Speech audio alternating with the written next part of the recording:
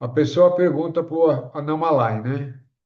Pode-se ter uma experiência temporária do eu real, a realidade subjacente, mas então ela desaparece. Você pode dar alguma orientação em como permanecer estável nesse estado? Pergunta ótima, né? Porque muitas vezes a gente tem essa experiência, essa vivência, né? De transcendência, de estar junto com o eu real, com o eu superior, né? Com o Atman ali, e depois passa-se algum. Isso dura alguns minutos, alguns segundos para um, alguns minutos para outros, um tempo um pouquinho maior para outros ainda, mas isso desaparece, né? E aí não tem permanência, né? E aí a pessoa pergunta, qual que é a orientação para que manter estável nesse estado, né? Isso é para todos nós, né? Ficar permanente nesse estado. Esse é o objetivo, né? Aí a Namalai responde: um lampião aceso pode apagar se o vento estiver forte. Se você quiser ver de novo a sua luz, você precisa reacendê-lo. Mas o ser, letra maiúscula, não é assim. Ele não é uma chama que se apaga com a passagem intempestiva dos ventos, dos pensamentos e dos desejos. Ele é sempre luminoso, sempre brilhante, está sempre aqui. Se você não está consciente dele, isso apenas significa que você colocou uma cortina ou um véu na frente dele que bloqueia a sua visão. O ser não oculta a si mesmo atrás de uma cortina. É você que coloca a cortina lá ao acreditares em ideias que não são verdadeiras. Se a cortina se abre, então se fecha novamente. Isso quer dizer que você ainda não está acreditando. Se a cortina se abre, então se fecha novamente. Isso quer dizer que você ainda está acreditando em ideias erradas. Se você erradicou-as por completo, elas não vão reaparecer. Enquanto essas ideias estiverem cobrindo o eu real, você ainda precisa fazer constante sadhana, né? Sadhana é prática, o caminho, né?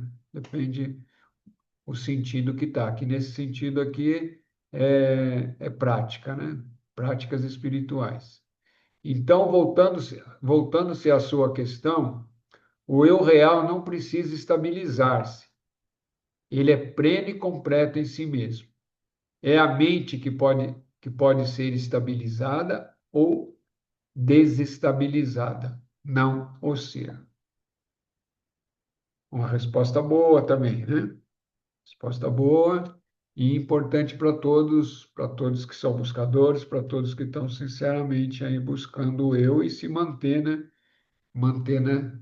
Nessa permanência do eu real, do Atman, da consciência cósmica, do eu superior. E o que que ele fala para nós, né? Que esse eu está sempre existindo, né? Isso é, isso é básico, né? Está sempre lá, sempre brilhante, né? É a consciência cósmica, é aquele que chama Deus, grande espírito, está sempre existindo e não muda, é imutável, é permanente, né?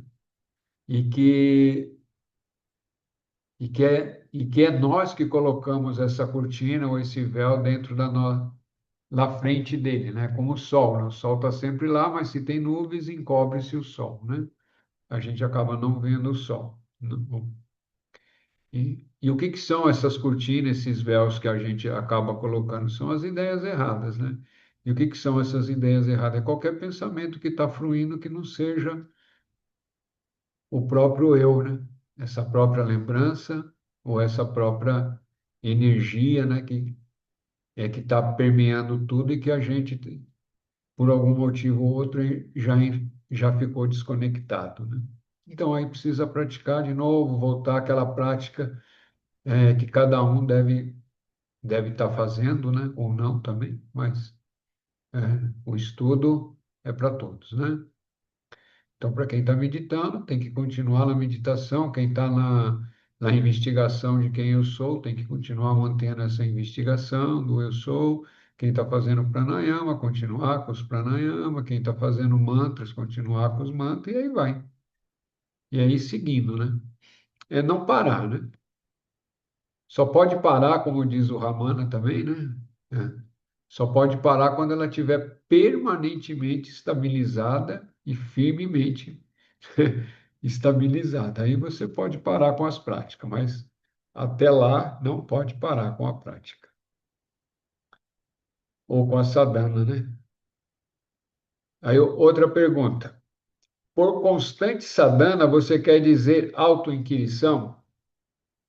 A Namalai responde: sim, pela força da prática, ao fazer essa sadhana, esse véu será completamente removido. Não haverá outros obstáculos. Você poderá ir ao topo de Arunachala.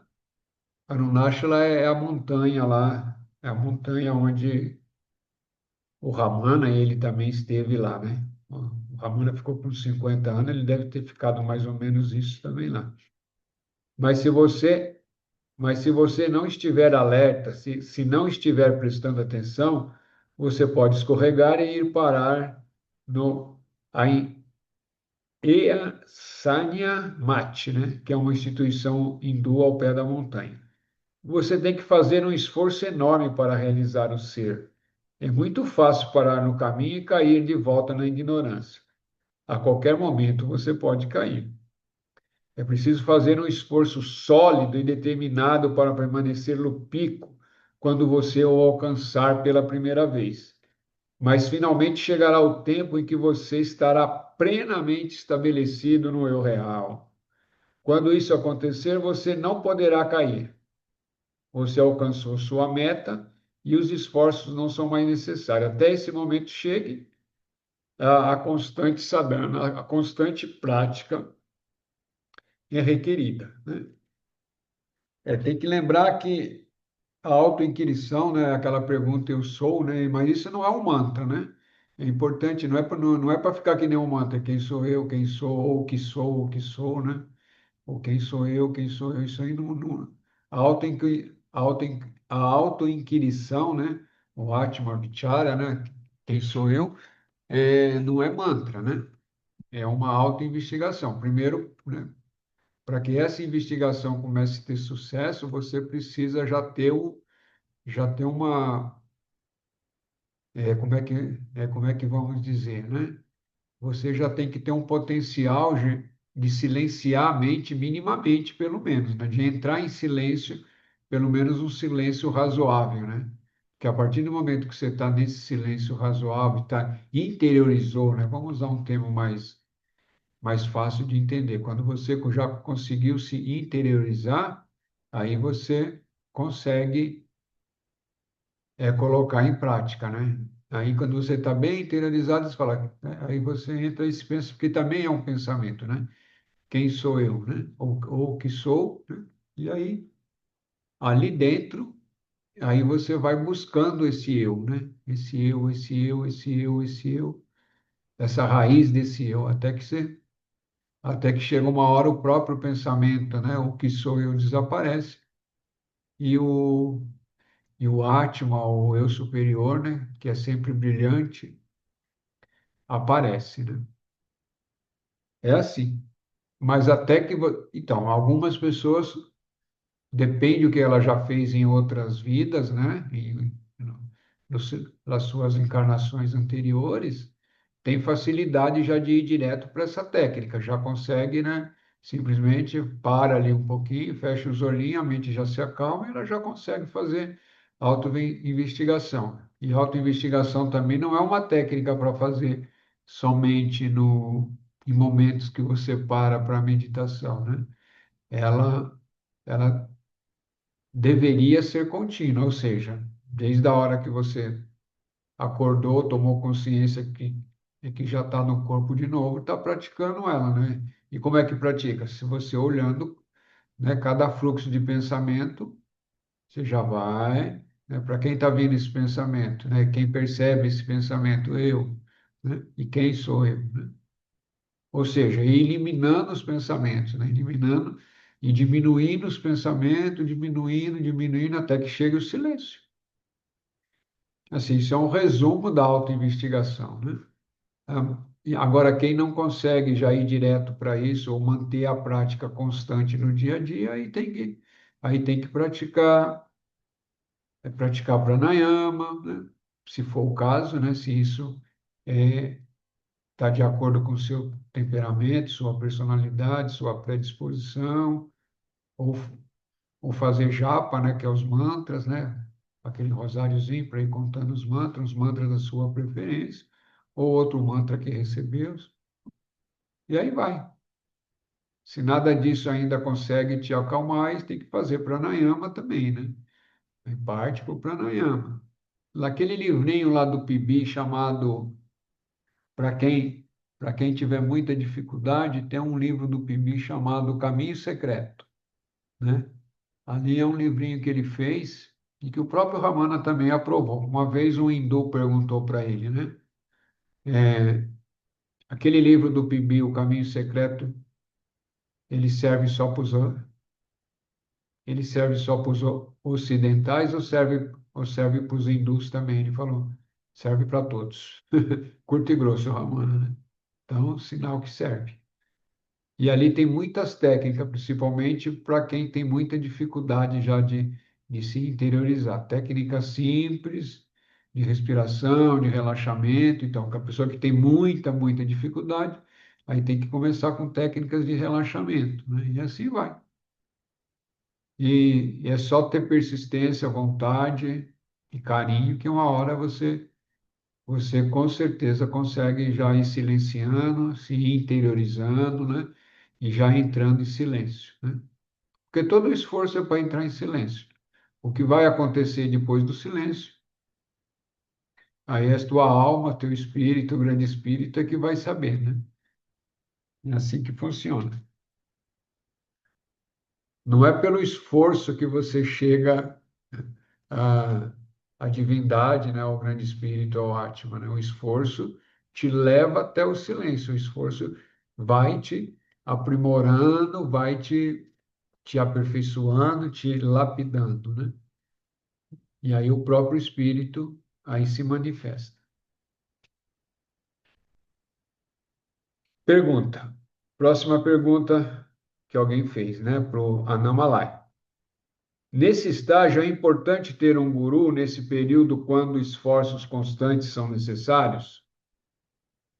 Annamalai responde: sim. O guru lhe orienta e lhe diz o que você fez ainda. Sim, o guru lhe orienta e lhe diz que o que você fez ainda não é suficiente. Se você está enchendo um balde com água, você sempre pode acrescentar mais água enquanto houver espaço. Mas quando ele estiver completamente cheio, quase transbordando, não faz sentido colocar nem mais uma única gota. Você pode achar que fez o suficiente e pode até mesmo acreditar que seu balde está cheio. Mas o guru está em melhor posição para ver que ainda há espaço e que mais água precisa ser acrescentada ao balde. É um exemplo, né? Não confie em seu próprio julgamento nesse assunto. O estado que você alcançou pode parecer completo e final, mas se o guru diz você precisa de mais sadhana, ou seja, mais esforço, mais prática, confie nele e continue com seus esforços. Bhagavan costumava dizer muitas vezes: o guru físico está fora, dizendo a você o que fazer e empurrando você para dentro do eu real. O guru interno, que é o eu real dentro de você, simultaneamente puxa você em direção a ele. Uma vez que você tenha se fixado no guru interno ou eu real, a distinção entre guru e discípulo desaparece. Nesse estado, você não precisa mais de ajuda de qualquer guru. Você é aquilo, ou ser, né? Você já se torna o ser, é parte do ser, né? Está no ser. Até que o rio alcance o oceano, ele é obrigado a continuar fluindo. Mas quando ao chegar ao oceano, torna-se o oceano. E o fluxo para, cessa, né? Originalmente, a água do rio vem do oceano. Na medida em que ele flui, ela está simplesmente fazendo o caminho de volta à sua fonte. Quando você medita ou faz sadhana, você está fluindo de volta para a fonte de onde você veio. Depois de ter alcançado a fonte, você descobre que tudo que existe, mundo, guru, mente, é um. Diferenças e distinções não surgem lá. Não dualidade é Yanana. Dualidade é Sansara. Se você puder abandonar a dualidade, só o espírito, Brahma, né, permanece. E você percebe que você mesmo é esse Brahman. Mas para fazer essa descoberta, a meditação contínua é necessária. Não reserve períodos de tempo para isso. Não considere isso como alguma coisa que você faz quando está sentado de olhos fechados. Essa meditação tem que ser contínua. Pratique-a quando estiver comendo, caminhando e mesmo conversando. Ela tem que acontecer o tempo todo, né? Aqui, aqui a gente já vai vendo, né? Às vezes, às vezes, como é que eu vou falar isso, né? Às vezes, no início as pessoas são orientadas a parar 5 minutos, 10 minutos, 15 minutos, né? Depois, com as práticas, a pessoa vai vendo a necessidade, ela já começa pelo menos uma horinha por dia a fazer meditação, né? Às vezes um pouco mais, né? Mas, na realidade, isso tudo é início, né? Porque a meditação tem que ser e deve ser contínua, né? O dia inteiro. É o dia inteiro. E aí eu sei que aqui surge uma dúvida grande, né? Meditar não é ficar de olho fechado, né? Meditar é um estado interno, né? Daquela prática que você pode estar tá fazendo. Se você, por exemplo, faz pranayama, né? A tua prática é ficar prestando atenção na respiração, né? Não necessariamente ficar respirando assim, assim, assim, mas é manter sua atenção na respiração o dia inteiro, né? Perceber sua respiração o dia inteiro. Se a sua prática é mantra, que aquele mantra seja, né? Que ele está sendo entoado internamente, né? Não precisa, o mantra, como diz o Ramana também, é melhor ele mental do que falado, né? E aí você vai mantendo aquele mantra também o dia inteiro. Não, no, eu sei que isso não é fácil, né? Mas é isso que é a prescrição, né? A prescrição verdadeira. E todos aqueles que caminham, uma hora chegam a isso naturalmente, né? Naturalmente você já consegue manter a consciência, pelo menos a maior parte do tempo durante o dia, tá? Manter a atenção, né? Estar atento, estar consciente, estar presente durante o dia inteiro, né? Esse é o esforço que tem que fazer, né? E é assim que chega uma hora que você, né, transcende, atinge o eu real, atinge o átomo, atinge o eu superior, a consciência cósmica e se mantém, né? E para tudo isso é possível. Óbvio que isso não é coisa para um fim de semana, uma semana, 2 semanas, né? Isso é um trabalho, isso é um trabalho de anos, né? Trabalho de prática durante muitos anos, né? Sem contar que quem geralmente se interessa por essas coisas, ou, por exemplo, é, as pessoas que estão nesse grupo aqui assistindo, esse grupo já tem acho que um pouquinho mais de 2 anos, estão aqui firmemente, é porque, né, com certeza, em outras vidas já praticaram, já buscaram, né? Porque senão não, dificilmente ia conseguir ficar aqui 2 anos ouvindo, né? E relembrando tudo isso. Na realidade, todos nós estamos só relembrando, né? Relembrando a necessidade da prática também, né? Não é deixar só para meia horinha, 1 horinha durante o dia, não. E nem só de quinta-feira ouvir as leituras, né? Tudo bem que isso é melhor do que nada, né? Mas aqueles que realmente e sinceramente está buscando a transcendência, né? Ou seja, está buscando a permanência no eu divino, no próprio ser divino, né? Naquilo que a gente chama de consciência cósmica, né? Daquilo que é divino, do grande espírito, da grande mãe, aí tem que ter aí o esforço é maior. E o esforço é para todos, não existe sem, é, não existe, como é que o pessoal costuma falar, não existe almoço de graça, também não existe iluminação de graça, não. A graça vem, mas a graça só vem através, depois de muita prática e muito esforço, né? É só ver o próprio exemplo do Annamalai, né? A gente fez as contas lá, né? Desde que ele chegou lá no Ashram, do Ramana, né? São 30 anos para. E isso é um privilegiado ainda, né? 30 anos numa mesma vida conseguir a realização, isso é porque ele já tinha muitos créditos de outras vidas, né?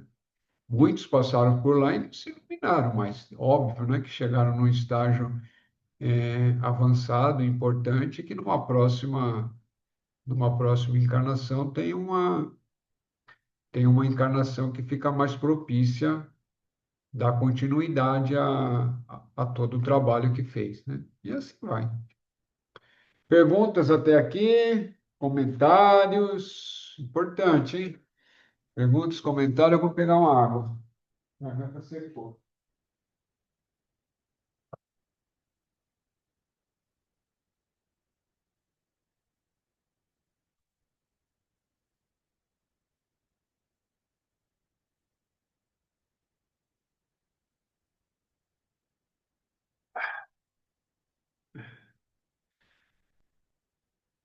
Nenhuma pergunta? Pai, Eu. não é uma pergunta, talvez uma observação. Essa atenção plena durante o dia em tudo que está fazendo, tudo, né? Acho que é até uma boa dica, uma boa sacada de usar um mantra, uma palavra, alguma coisa assim. Manter essa atenção plena durante o dia todo pode ser um facilitador para um momento de meditação e de silêncio, né? No final do dia ou no dia seguinte pela manhã. Não sei, penso eu. Uma observação que isso que é uma dica ótima. Não tenha dúvida, né? Não tenha dúvida. É, a sugestão do Trigueirinho, né? José Trigueirinho, que foi um instrutor brasileiro aqui de Minas Gerais, que tem uma comunidade chamada Figueira. A instrução dele lá, principal, assim, para o dia a dia das pessoas era, né? Levantou, mantenha a atenção, né? O que que é a atenção? A atenção é você estar tá em plena consciência de si, né? Ou buscando isso, né? Tá atento, não deixar a mente se distrair para isso, para aquilo. Tá sempre consciente, estou fazendo isso, estou fazendo aquilo, e vai. Óbvio que vai chegar uma hora que aí você dá uma mais volta, é isso que é a questão, né? A vida é tal qual como, né? Quer dizer, a prática dentro da vida é tal qual como você, a hora que você está sentado ali buscando a meditação, né? Aquele estado meditativo, aquele estado interiorizado. Você está ali quietinho, você fechou, começa a vir um monte de pensamento. Tá, tá, tá, tá, tá, tá, e você firma, tá, tá, de repente né? O fluxo entra de novo, aí você retoma, é a mesma coisa. Agora, a prática da meditação é importante. Por quê? Porque você está paradinho e quietinho. E isso durante o seu dia a dia, durante o seu dia também é a mesma coisa. Você viu que perdeu a atenção, retoma. Não tem o que fazer, não tem o que brigar, não adianta ficar chateado, bravo, nada, é nada. É simplesmente voltar. É toda a técnica é isso, e não ter pressa. Mas só isso tem um valor imensurável, né? Que você não consegue nem imaginar o valor que isso tem, né? Primeiro, você treina a mente. A tua mente passa a ser mais concentrada.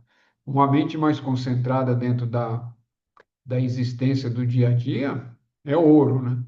É ouro. Que você pode fazer o que você quiser, que você tem concentração, né?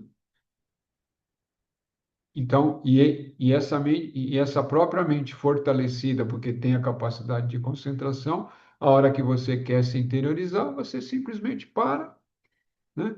Respira, fecha o olho, cada um tem uma técnica e, e ela se recolhe para o interior. Por quê? Porque ela tem força para isso, né?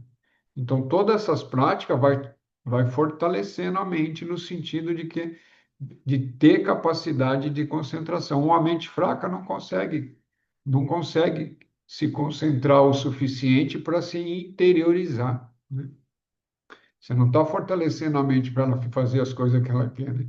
Você está fortalecendo no sentido de ter uma capacidade de concentração. E isso é muito importante, né? Uma mente dispersiva não. Aí tem que fazer outras práticas. É isso que a gente está falando, e é isso que eles ensinam, é isso que todos os instrutores ensinam. Então é isso, cara, é isso mesmo. Essa é uma das práticas, né? Manter a atenção durante todo o dia, né? O máximo possível. Vai. Perdeu, retorna, perdeu, retorna. Vai. Depois de um ano, dois, três, isso já fica um tempo mais longo. Você fica consciente e fazendo o que você tem que fazer, entendeu? Isso não te impede de fazer o que você tem que fazer. Pelo contrário, isso melhora aquilo que você está fazendo, seja lá o que for. Está dirigindo, é atenção. Você não está fechando o olho para voltar fazendo. Você está consciente, atento, né? Atenção. Está mexendo com serra elétrica, você está atento, está dando aula, você está atento, você está consciente, você está percebendo tudo. E isso melhora aquilo que você faz, entendeu? Não, não vai te deixar fora, não é o contrário, né? Vai te trazendo mais presença dentro da vida. E isso também vai te facilitando e vai te possibilitando, né, que a hora que o Espírito, a graça desça sobre você, ou seja, uma hora que você está tomando medicina, uma hora que você está meditando, uma hora que você esteja em sono, não importa, né? A graça pode se manifestar em qualquer momento, né? A graça é o todo e está sempre presente. E aí, a hora que ela se apresenta, a hora que isso acontecer, também coisa que a gente tem dá-se o nome de vislumbre também, experiência cósmica, tem vários nomes, né? E aí você, né? Como você está preparado, aquilo se mantém por um período maior, né?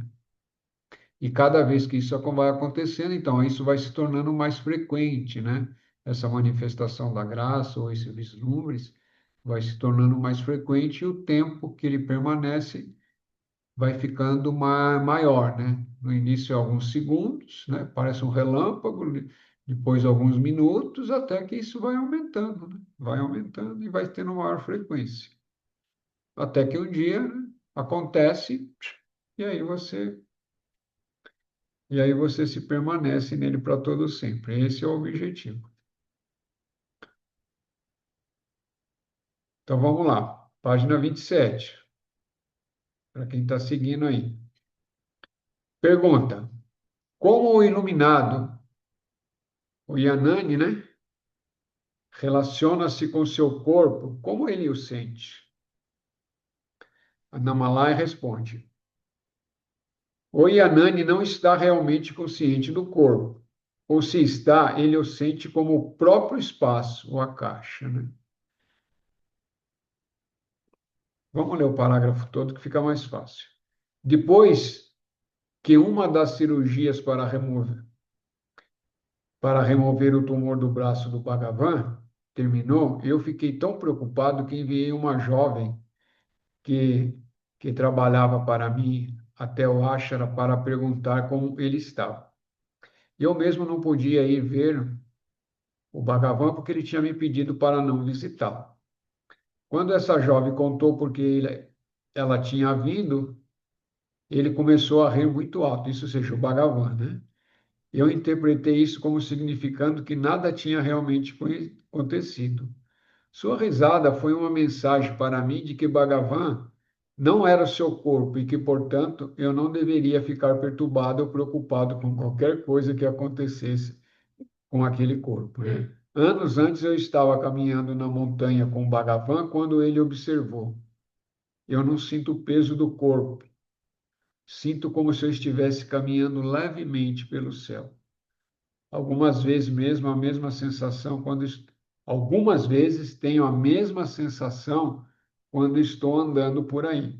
Agora é a fala do Annamalai, né? Tem essa mesma sensação de não sentir o peso do corpo, né? Então, ele respondendo a pergunta ou de um devoto, né? Possivelmente, né? Como o iluminado ou Yanani relaciona-se com o seu corpo, como ele sente, né? Então, ele fala que ele realmente não está consciente nas, na totalidade do corpo, né? Porque alguma consciência ele tem que ter, senão não teria como estar aqui, né? Então, e se ele sente o corpo, né? Ou seja, ele sente como o próprio espaço, ele sente como sendo todo, né? Mas alguma consciência tem sim.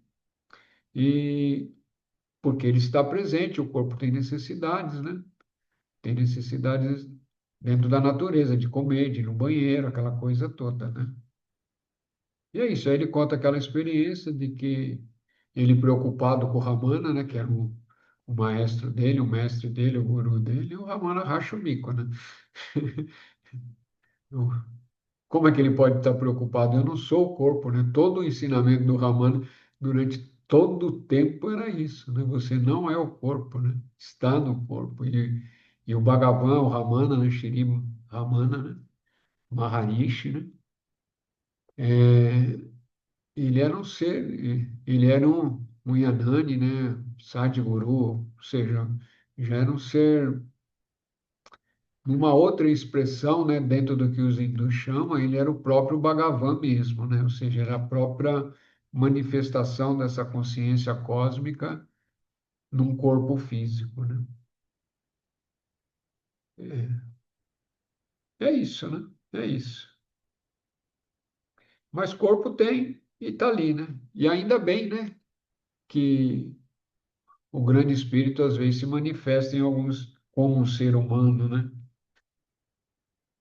Ou numa forma física, né? Para que se veja, né?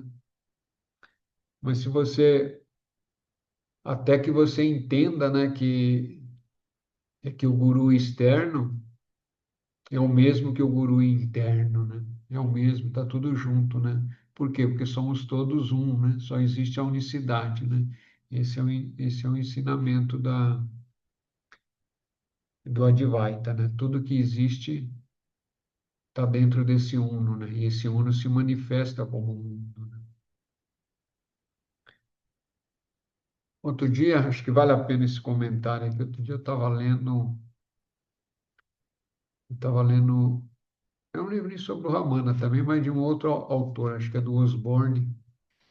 É, e lá alguém questiona sobre essa coisa do mundo, da ser irreal, não real, né?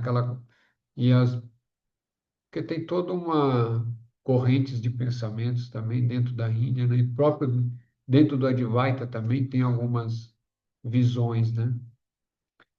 E aí o Ramana ele cita o Sankara, né? O Sankaracharya, né?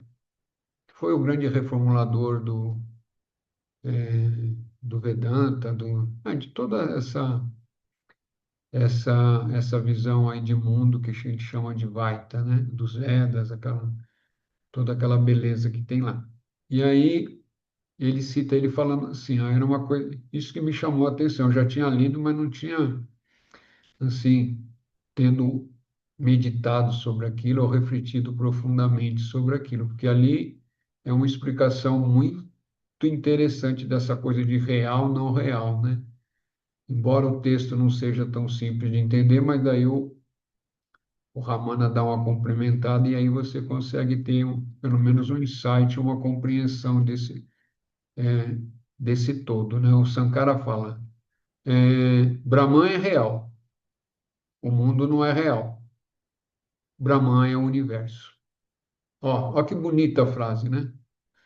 Vou até repetir de novo, eu não estou lendo, eu lembrei dela agora, né? Brahman é real, né? Brahman, o absoluto, Deus, né? Grande espírito é real. O universo, tudo isso que existe aqui, não é real. Brahman, Deus, universo, Brahman, né? Aquilo que a gente chama de Deus, é o universo. E aí ele explica, só essa frase ele fala assim, ele fala, Shankara ele não para na segunda preposição, né? Ele continua, né? Ele não fala simplesmente Brahman é real, o mundo não é real, ele fala Brahman é real, o mundo não é real, o universo não é real, né? E Brahman é o universo. Ele continua, né? Brahman é o universo, né? Eu sei que, assim, entender isso numa primeira leitura não é tão simples, né? Mas a reflexão, a essência que é importante, né? De você olhar, né? Que é, o universo, né? Isso é a explicação de Ramana, não é minha, né? Eu tô só repassando. Foi ali que eu tive uma compreensão maior dentro dessa pequena frase aí, explicando essa coisa do real e não real, né? E aí ele fala que se você, o mundo, né? Brahman é real. Brahman é Deus, consciência cósmica, né? Grande espírito. É real. O universo não é real. Mas Brahman é o universo. Então, como é que você explica isso, né? E aí as palavras do Ramana que me fez ter uma compreensão mais profunda aí foi isso, né? Que a partir o mundo sem Brahman, ele não é real, né? Então, o universo com Brahman é real. Então, quando você está vendo o mundo, mas não vê Brahman, ou seja, você não percebe, não sabe, né, intuitivamente você não entende que todo esse universo é a própria manifestação do Grande Espírito, de Deus, de Olorum, né? Tem vários nomes aí. Enquanto você não percebe isso, ele não é real. E aí, a hora que você percebe que tudo isso é Brahman, tudo isso é Deus, tudo isso é o Grande Espírito,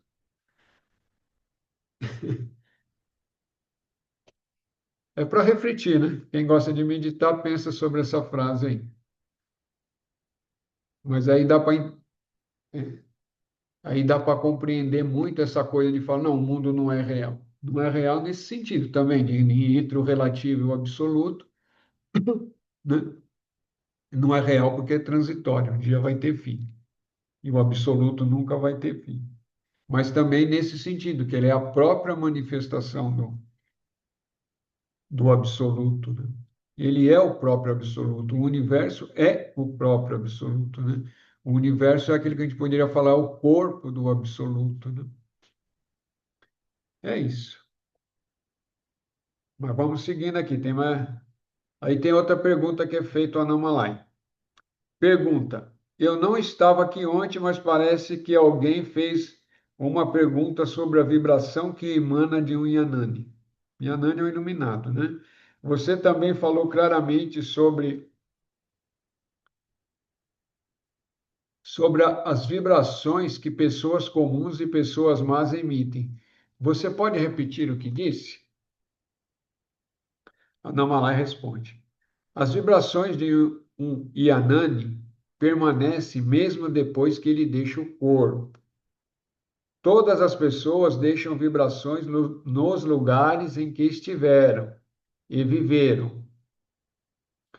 Yananis deixam uma boa vibração e más pessoas deixam uma má vibração. Eu não estou falando sobre um fenômeno físico e grosseiro que todos podem sentir. A vibração que um Yanani deixa é sutil. Transmissões de rádio só podem ser ouvidas se você tiver um rádio que esteja sintonizado na frequência correta. Você sintoniza-se com as vibrações de um Yanani, tendo uma mente quieta e imóvel. Esse é o comprimento de onda da transmissão. Se você não estiver sintonizado para receber essa frequência, você não pode esperar experimentar ou se beneficiar das vibrações de um Yanani possa ter deixado em um lugar. Bem simples de entender isso, né? O que ele está falando? Todos nós deixamos vibrações por onde passamos, né? Sejam elas as pessoas boas, né? Vai deixar boas vibrações. Pessoas não muito buenas, vai deixar vibrações não muito boas ali, né? E isso é fato, né? E isso é, é ponto facultativo. Aqui, pelo menos aqui no grupo que o pessoal, né? todos aqui, ou a maioria é médio, ou tem as práticas, aí a sensibilidade é grande. Então, supondo que você vai num lugar onde um ser iluminado ou ianânico, né, como é chamado ali, sábio, esteve, se você tem sensibilidade, você percebe essa vibração dele ali, dele ou dela, né? Tem homens e mulheres em Anani, né? Você percebe aquela vibração. Da mesma forma que tem lugares que você entra, se tem uma pessoa que passou ali que está com uma energia de muita maldade, vamos falar assim, também você percebe, porque aonde se passa deixa-se uma frequência, né? Então é isso. Mas isso aí, acho que aqui, acho que todo mundo já percebeu isso, né? E às vezes você pode estar na presença de um ser iluminado e não perceber, porque você não tem a capacidade de sintonizar aquela frequência que aquele ser está vibrando, né? Às vezes, mesmo perto é, de um ser que nem Anamalai, né? De um ser que nem Ramana, você pode estar lá perto, mas se você não tiver afinado, né? Não tiver capacidade de sintonizar, você vai lá e não sente nada. Porque ainda você está muito bruto ainda, né? A intensidade das vibrações é maior se estivermos próximo de um Yanani vivo? Sim. Acontece o mesmo com a montanha Aru... Acontece o mesmo com a montanha Arunachala. Acho que dá para ler mais esse parágrafo ainda. Sim, sem dúvida. O próprio Bhagavan disse que se alguém vive aos pés de Arunachala, não necessita de qualquer tipo de iniciação. Tem que lembrar que Arunachala é aquela montanha lá onde viveu o Ramana, e essa montanha é o próprio Shiva, né? Não é nem a morada do Shiva, é o próprio Shiva, segundo as tradições dos Vedas, né? É o próprio Shiva, é o corpo do próprio Shiva, né? Shiva, para quem não conhece, é Deus também, né? É um dos nomes de Deus, né? Ou do Grande Espírito. Se a intenção do indivíduo é pura e sagrada, simplesmente viver aqui pode ser uma boa sadhana, né? É uma boa prática, só viver ali, né? O Anamalai passou os 30 anos lá, hein? Ainda com o guru, hein? Guhai Namasi Vaya, um santo que viveu na montanha séculos atrás, disse em um de seus poemas que essa montanha, Arunachala, atrai buscador da mesma maneira que um imã atrai o ferro. Dos tempos antigos, a Shakti, poder ou energia, né? Shakti, né? A deusa Shakti, tem até um nome com essa, tem até uma deusa com esse nome, né? Dessa montanha estava oculto, mas Bhagavan tornou-o acessível a todos. Bhagavan cantou sobre isso no Akshara Namalai, verso 98. Tornei público teus feitos, não me odeie por isso. Ele ele revelou, né, a montanha ao mundo todo, né? Era muito raro Bhagavan fazer uma declaração tão aberta sobre alguma coisa se ele estivesse feito ou realizado. Ele raramente usava a palavra eu, quando se referia a algum evento que tinha acontecido em época passada de sua vida, alguma vez usava a forma passiva, algo aconteceu comigo. Outras vezes chegava ao extremo de usar nome de outra pessoa quando estava contando uma história sobre algo que tinha acontecido sobre ele mesmo, né? Normalmente um Yanani ele está né? Ele está despersonificado, né, de si, né? Então, quando usa eu fica estranho, né? A palavra eu para esses seres fica estranho. Por isso usa outras formas de linguagem, né? É isso. Por hoje é só, por hoje é só. E lugares sagrados, né? Só para concluir, já que falou sobre a montanha, né? Embora eu achei que o próprio parágrafo é autoexplicativo, mas Existem lugares sagrados no planeta, né? Lugares onde todo o planeta é sagrado, todo o universo é sagrado, mas tem lugares que são mais, a concentração de energia é maior, né? Por quê? Porque às vezes tem canalização de um ser divino ali que pode também, né? Ser divino, pode haver locais onde tem uma vibração maior, porque tem cidades etéricas, né? Essas coisas todas que tem por aí. E, e concentrações de energias por N motivos que pode acontecer em alguma região, em algum lugar, em alguns lugares do planeta, né? Muitos, né? Obviamente que uns é menores, outros é maiores, mas isso é isso é patente, né? É só buscar, né? Geralmente lugares que o pessoal fala bastante tem alguma coisa, né? Às vezes você vai lá e não tem nada, né? Mas outros têm, né? Outros acabam tendo, mas você também precisa ter sensibilidade, como foi falado no parágrafo anterior, para perceber, para sintonizar com aquela energia daquele local, né? Ou às vezes precisa de um tempo também, né? Às vezes você chega num local, tua energia está num grau vibracional, você precisa ficar ali um tempo, né? Ou algumas horas, ou alguns dias, até que haja uma sintonia com com a vibração daquele local, que é considerado sagrado, né? Sagrado e é um vórtice de energia, né? É isso, senhores e senhoras, por hoje é isso. E tiver perguntas, comentários, temos 5 minutos aí.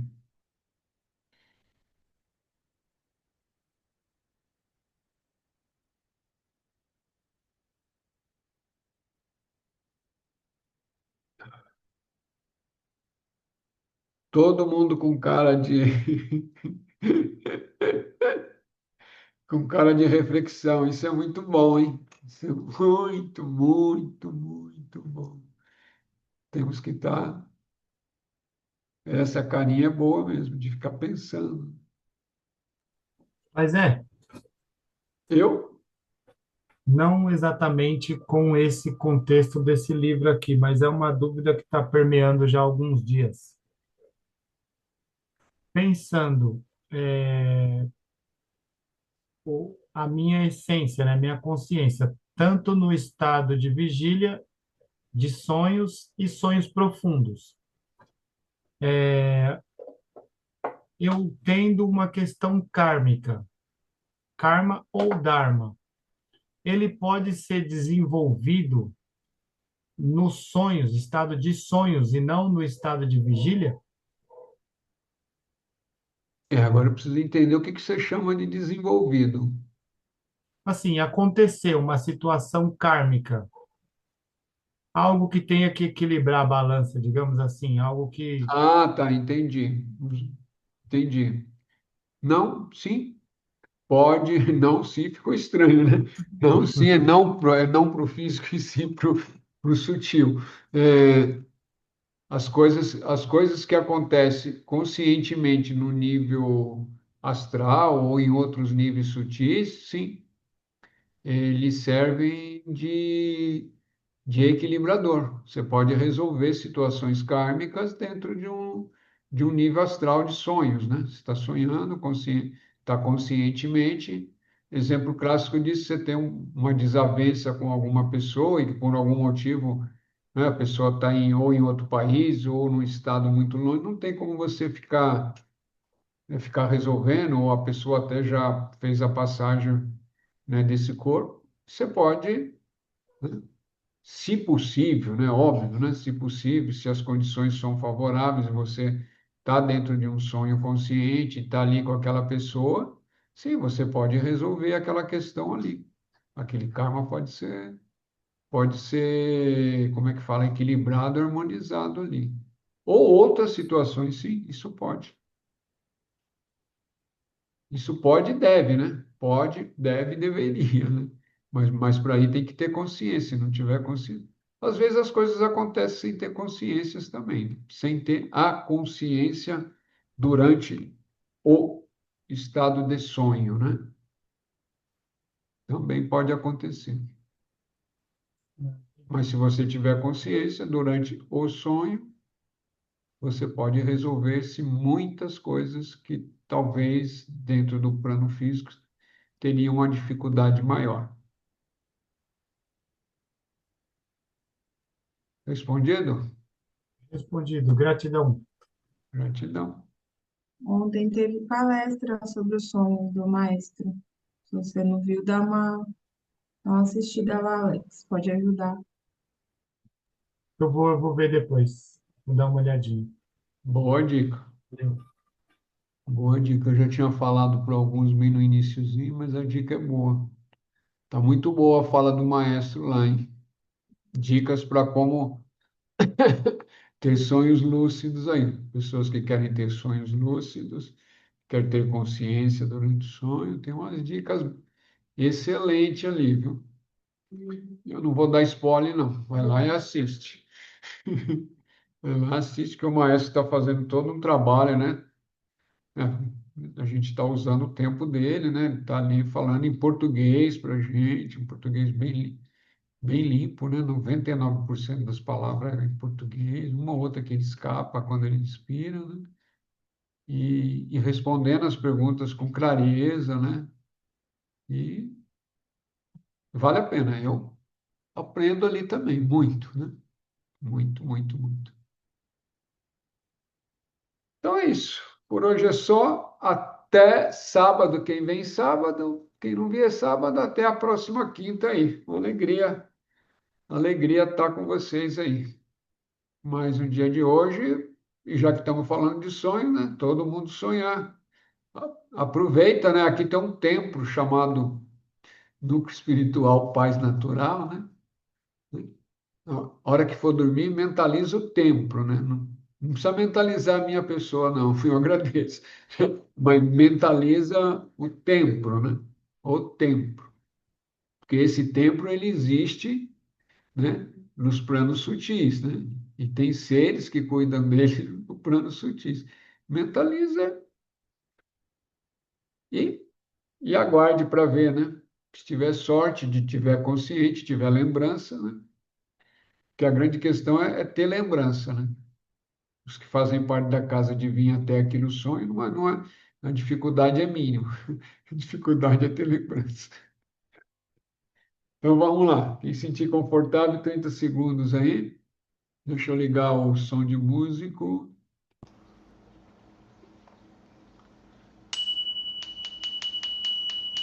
Grande Espírito, grande Mãe, maestros e maestras da sabedoria, de todas as eras, de todas as épocas.